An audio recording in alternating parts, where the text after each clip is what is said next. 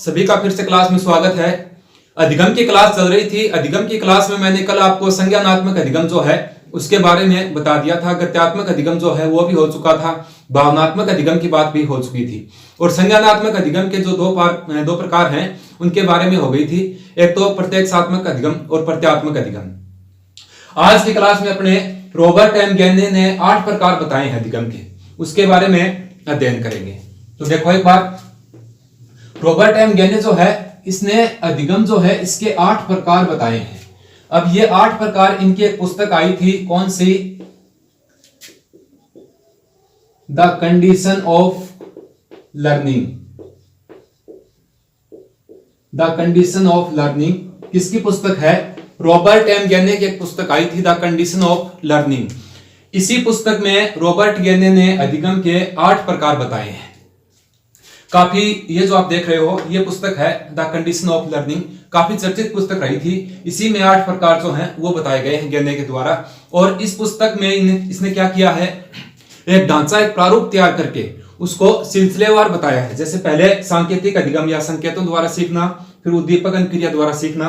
मैं बना देता हूं एक डायग्राम यहां पे, उसके माध्यम से ही अपने सीखेंगे। यहां तक दिख रहा होगा। रॉबर्ट एम गैने जो है इसने 8 प्रकार बताए हैं। अब 8 प्रकार जो हैं उसको अपने इसके माध्यम से देखेंगे। देखो 1, 2, 3, 4, 6, 7 और 8, ये है, यहां तक दिख रहा, ठीक है। अब सबसे पहले रॉबर्ट एम गैने ने कौन सा बताया है? संकेतों द्वारा सीखना। संकेतों द्वारा सीखना ये क्या होता है, ये पहले मैं लिख देता हूं, उसके बाद में क्लियर करेंगे। देखो इसमें से रॉबर्ट एम गैने के जो 8 प्रकार हैं, इसमें से हर एग्जाम में निश्चित रूप से क्वेश्चन आता है। फर्स्ट ग्रेड में भी आया था 2014-15 में, सेकंड ग्रेड में हर बार आता है, रीट के जो एग्जाम होते हैं उसमें आता है, सीटेट में भी आता है। तो इसके अंदर से हमेशा क्वेश्चन जो है वो पुटअप होता है, निश्चित रूप से होता है। संकेतों द्वारा सीखना। अब उसके पश्चात गैने ने कौन सा बताया है? उद्दीपन अनुक्रिया का सिद्धांत। उद्दीपन अनुक्रिया का सिद्धांत, अनुक्रिया द्वारा सीखना, यह बताया है। ठीक बात है। उसके पश्चात कौन सा बताया है गैने ने? देखो सबसे पहले संकेतों द्वारा सीखना, उसके पश्चात उद्दीपन अनुक्रिया द्वारा सीखना, फिर क्या होगा? सरल श्रृंखला। सरल श्रृंखला द्वारा सीखना। एक बार मैं लिख देता हूं, फिर बता देंगे कौन सा क्या होता है। सरल श्रृंखला द्वारा सीखना, फिर कौन सा आएगा? शाब्दिक साहचर्य सीखना। शाब्दिक साहचर्य सीखना। उसके पश्चात विभेदीकरण। विभेदीकरण सीखना। इसके पश्चात कौन सा आता है? साहचर्य सीखना, सॉरी, संपर्त्य सीखना। संपर्त्य सीखना, संपर्त्य के द्वारा सीखना, फिर नियम या सिद्धांत के द्वारा सीखना, और फिर अंत में आता है सबसे अच्छा कौन सा होता है? समस्या समाधान सीखना। समस्या समाधान सीखना। तो ये 8 प्रकार हैं जो कि गैने ने बताए हैं। और गैने ने क्या किया है, इनकी एक श्रृंखलाबद्ध, एक प्रारूप तैयार करके इनको बताया है। अब देखो, संकेतों के माध्यम से सीखना। पहला आपने कौन सा आता है? संकेतों के माध्यम से सीखा जाए। यानी कोई भी बालक है या कोई भी व्यक्ति है, वो संकेतों के माध्यम से अपने व्यवहार में परिवर्तन ला करके सीखता है, तो वो क्या होता है? संकेतों द्वारा सीखना होता है। इसके एग्जाम्पल अगर आपने देखें तो एग्जाम्पल क्या होते हैं इसके? जैसे लाल बत्ती देखकर गाड़ी को रोकना, गाड़ी रोकना, या टीचर का क्लास में आते ही बच्चों का चुप हो जाना। सांकेतिक अधिगम, एक बार पुनः सुनो आराम से। संकेतों द्वारा सीखना क्या होता है? यानी संकेतों के माध्यम से अपने व्यवहार में परिवर्तन लाना सांकेतिक अधिगम कहलाता है। इसके एग्जाम्पल देखें तो जैसे अपने रोड से जा रहे हैं, कहीं पर अपने सफर कर रहे हैं, तो आगे अपने को लाल बत्ती जलती दिखाई देती है। उस बत्ती को देखते ही अपना पैर जो है वो गाड़ी के ब्रेक पे जाता है तुरंत। तो वो क्या होता है, वो अपने व्यवहार में समाविष्ट हो जाती है वो क्रिया कि हाँ लाल बत्ती है तो अपने को गाड़ी रोकनी है। जैसे ट्रेन है, ट्रेन को हरी झंडी दिखाते ही ट्रेन जो है वो रवाना हो जाती है, उसको एक संकेत मिलता है। क्लास में अगर बच्चे शोर कर रहे होते हैं, अचानक टीचर आता है, टीचर को देखते ही बच्चे क्या हैं, चुप हो जाते हैं, तो ये सांकेतिक अधिगम के अंतर्गत आता है। छोटे मोटे और संकेत अपने देखें, कोई शारीरिक संकेत, जैसे दो व्यक्ति आपस में बातें कर रहे हैं, तीसरा आता है तो वो दूसरा उसकी तरफ होठ दबाता है। होठ दबाने का मतलब क्या होता है कि अपने को चुप रहना है, तो ये सांकेतिक अधिगम होता है। एक बार आप इस तस्वीर के माध्यम से देखो, जैसे लाल बत्ती जलती है तो गाड़ियों का रुक जाना, हरी झंडी दिखते ही ट्रेन का चालू हो जाना, ये सांकेतिक अधिगम होता है। संकेतों के माध्यम से जब व्यवहार में परिवर्तन लाया जाता है तो वो क्या कहलाता है, सांकेतिक अधिगम के अंतर्गत आता है। चलो अच्छी बात है। नेक्स्ट कौन सा है, उद्दीपक।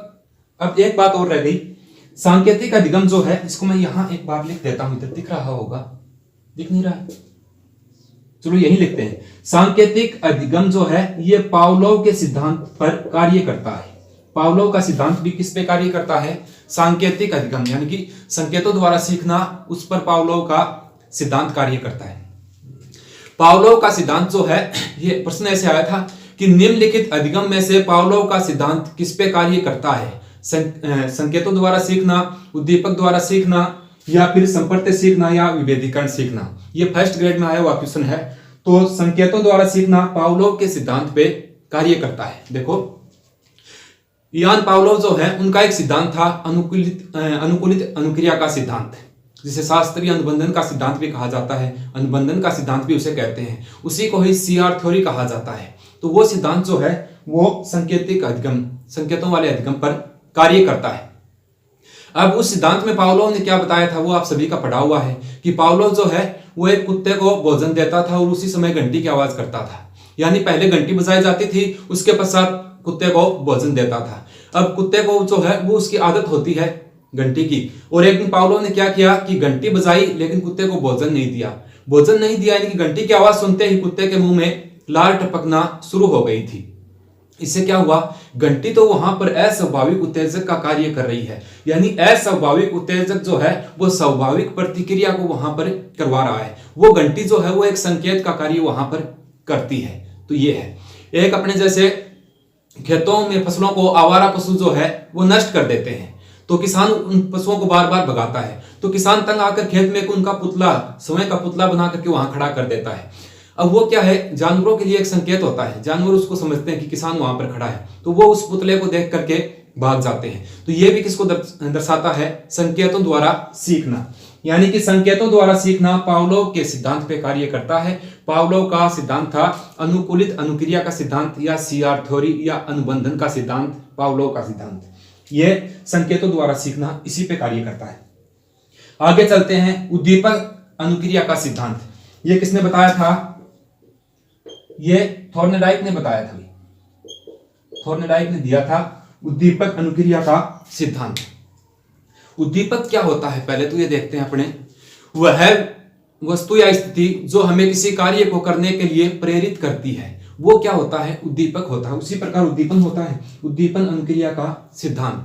यानी जैसे अपने सामने अभी 31,000 पोस्ट आई है, वो अपने को प्रेरित करती है। रिट की 31,000 पोस्ट जो है वो अपने को प्रेरित करती है कि हमें इस भर्ती में लगना है, तो वो एक उद्दीपक का कार्य करती है। ठीक है, तो ये उद्दीपक अनुक्रिया का सिद्धांत किसने दिया था, थॉर्नडाइक के द्वारा बताया गया है। अब आप ये सोचोगे कि सर आप तो करवा रहे हो रॉबर्ट एम गेने के, और थॉर्नडाइक कहां से आ गया। अब रॉबर्ट एम गेने ने ये इसको अपने इसमें शामिल किया था, लेकिन इसकी सही व्याख्या जो है वो थॉर्नडाइक ने की थी, याद रखना। आगे चलते हैं, सरल श्रृंखला द्वारा सीखना।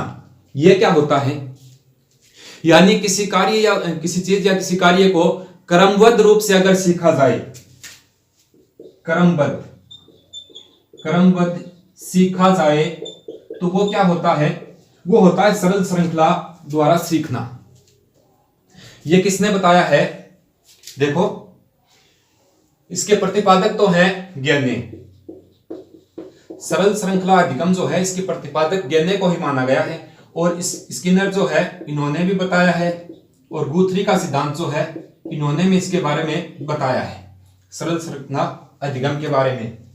प्रतिपादक तो है ज्ञाने, यानी कि क्या होता है, किसी भी चीज या किसी वस्तु विशेष है उसको अपने क्रमबद्ध रूप से सीखते हैं तो वो सरल श्रृंखला अधिगम के अंतर्गत आता है। यानी जैसे अपने कहे गढ़े सीखते हैं तो वो अपने एक श्रृंखला के अंतर्गत ही सीखते हैं। तो ये होता है सरल श्रृंखला द्वारा सीखना, यानी कि क्रमबद्ध सीखना, ये ज्ञानी ने बताया है। फिर आता है शाब्दिक साहचर्य सीखना।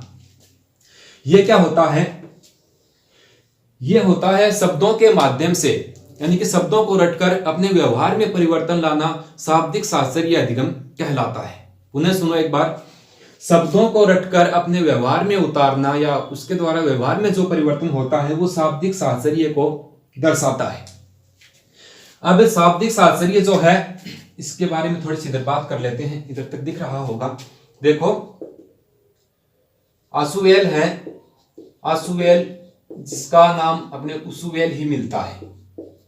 इन्होंने सीखना कितने प्रकार का बताया है, एक तो रटकर सीखना, रटकर सीखना, एक इन्होंने बताया है अभिग्रहण सीखना, अभिग्रहण सीखना, उसके पश्चात इन्होंने अर्थपूर्ण सीखना बताया है, अर्थपूर्ण सीखना, ठीक है। एक बताया है अन्वेषण सीखना। एक बार पुनः देखिए इस बात को, देखो सबसे पहले संकेतों द्वारा सीखना नंबर 1 पे आता है, फिर आता है उद्दीपक अनुक्रिया द्वारा सीखना, सरल श्रृंखला द्वारा सीखना, फिर आता है शाब्दिक साहचर्य द्वारा सीखना, यानी कि शब्दों के माध्यम से व्यवहार में परिवर्तन लाना। ये क्या होता है, ये होता है शाब्दिक साहचर्य सीखना। अब इसमें जैसे कविता के माध्यम से सीखा जाता है, किसी कविता को अपने याद कर लेते हैं, किसी लोकोक्ति के माध्यम से सीखा जा सकता है, किसी मुहावरे के माध्यम से भी अपने शब्दों को प्रदर्शित कर सकते हैं। अब जैसे कोई पूरा घटनाक्रम है, मैं एक दो एग्जाम्पल आपको बताता हूं। जैसे कई बार एक शब्द या एक लाइन का प्रयोग कर लेते हैं, उसमें पूरी बात हल हो जाती है।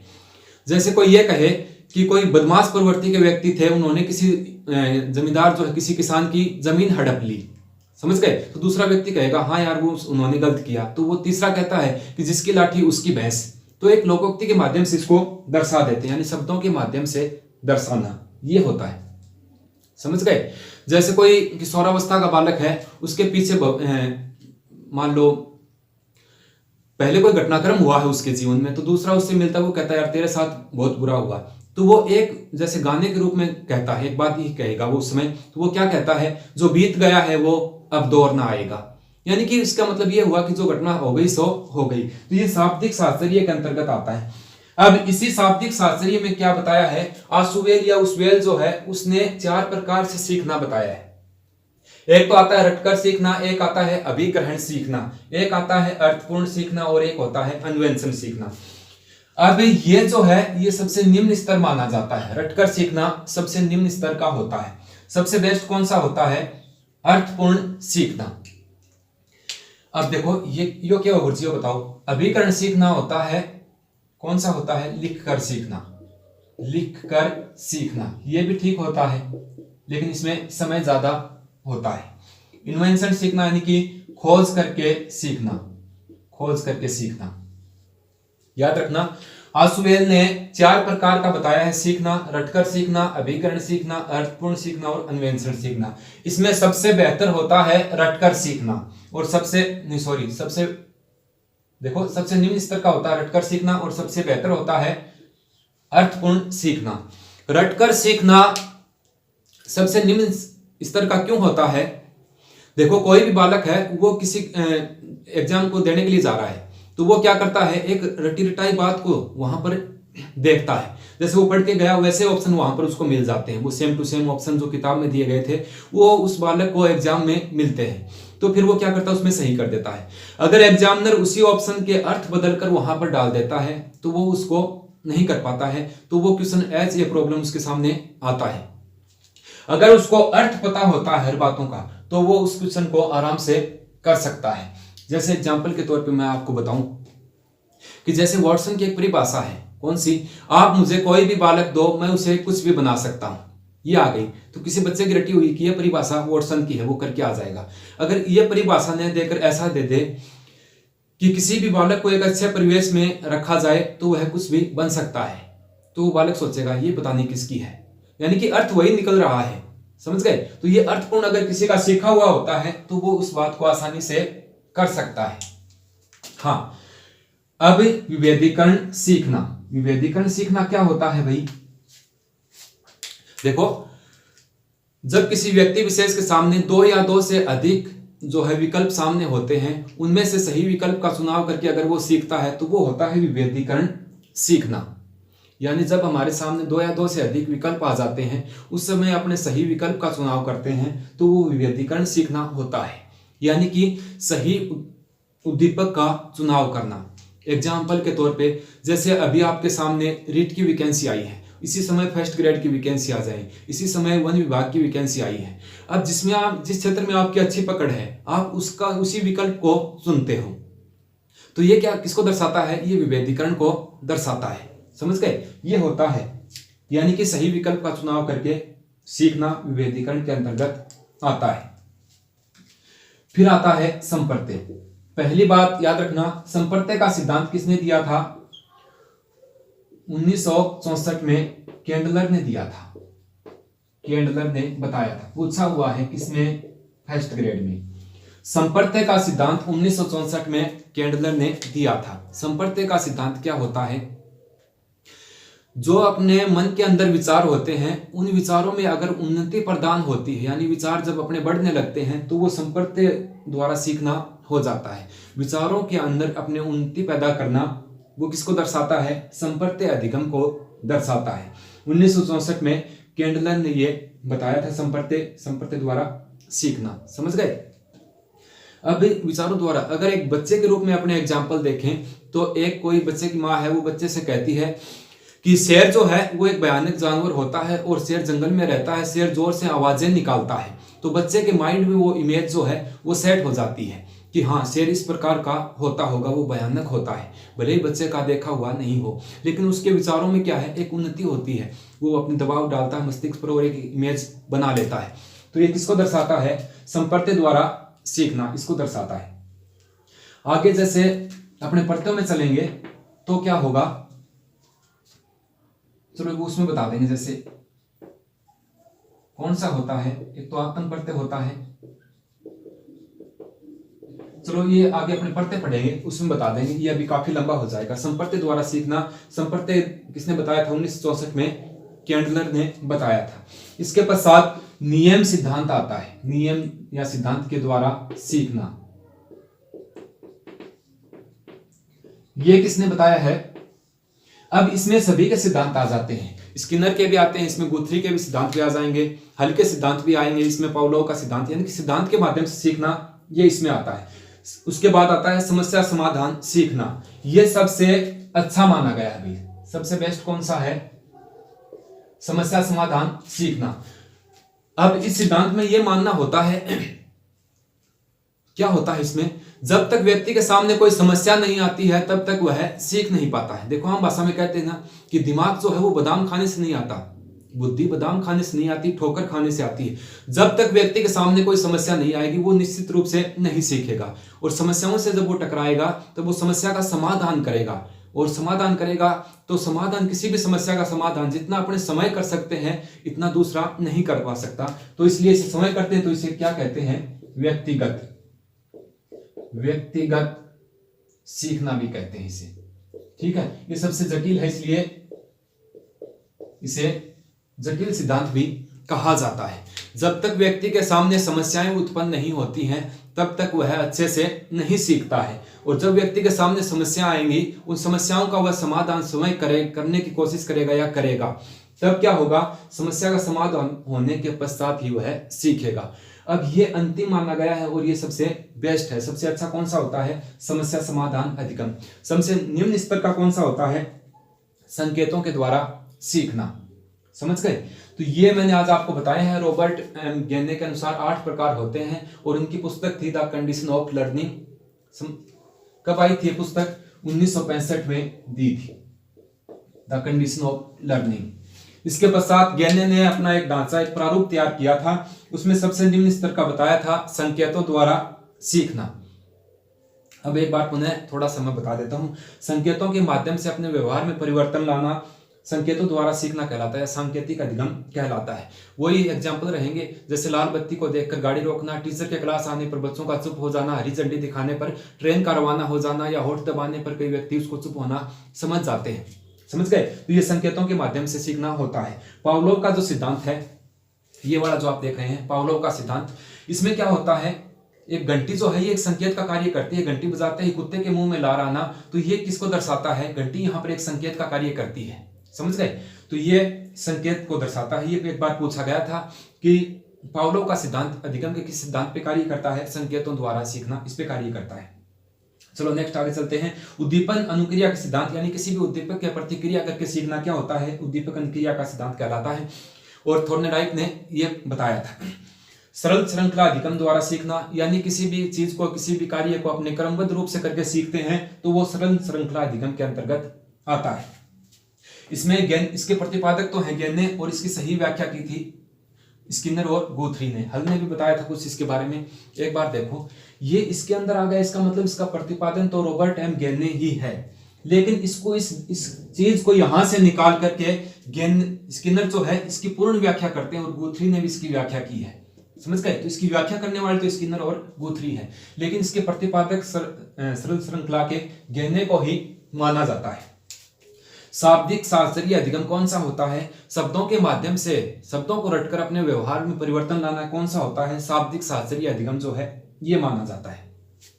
इसी में ही उसवेल या सुवेल जो है, इसने रटकर सीखना, अभिकरण सीखना, अर्थपूर्ण सीखना और अन्वेषण सीखना, ये सारी चीजें बताई हैं। इसमें सबसे अच्छा कौन सा होता है?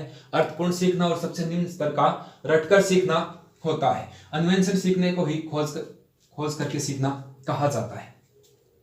फिर आता है विभेदीकरण सीखना। ये क्या होता है?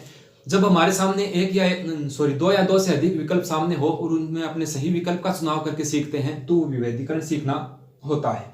संप्रत्यय सीखना कौन सा होता है? संप्रत्यय सीखना, इसका 1964 में केंडलर ने यह बताया था। संप्रत्यय सीखना ये होता है अपने विचारों को उजागर करना, या अपने विचारों में जब उन्नति अपने को मिलती है और उससे व्यवहार में परिवर्तन आता है, वो संप्रत्यय सीखना होता है। इसके बाद नियम या सिद्धांत, ये जो सिद्धांत बताए हैं पावलोव के, स्किनर के, गुथरी के, हल के, वाटसन के सिद्धांत, जो व्यवहारवादियों के हों चाहे वो गेस्टाल्टवादियों के सिद्धांत हो, ये किस में आते हैं? नियम के द्वारा सीखना, इसी में आते हैं। और सबसे अच्छा, सबसे बेहतर, सबसे ऊपर कौन सा है? समस्या समाधान सीखना सबसे बेस्ट माना गया है। जब किसी व्यक्ति के सामने कोई समस्या आती है और वो समस्या का हल करके सीखता है तो वो सबसे बेहतर होता है, और समस्या समाधान सीखना उसे कहते हैं। व्यक्ति पर जब समस्या आती है तो व्यक्तिगत रूप से पर्सनल आती है। समझ गए? कोई भी समस्या वो पर्सनल होती है, इसलिए इसे व्यक्तिगत सीखना भी कहा जाता है। ये सबसे जटिल होता है, तो इसलिए जटिल सिद्धांत भी इसी को ही कहा गया है। आज की क्लास में इतना ही। कल मैं इनकी डिटेल यहाँ पर लिख करके आपको समझा दूंगा। आज मैंने बेसिकली ऐसे बताया है कि ताकि एक बार याद हो जाए। बाकी इसमें से 101% क्वेश्चन एग्जाम में आएगा। अच्छा समझाने का मैंने प्रयास किया। बाकी आपके नहीं समझ में आया तो मैं कल इस क्लास को एक बार पुनः कराऊंगा, ताकि मैं लिख के आगे आपको आराम से बता सकूं। तब तक आप देखिए इस वीडियो।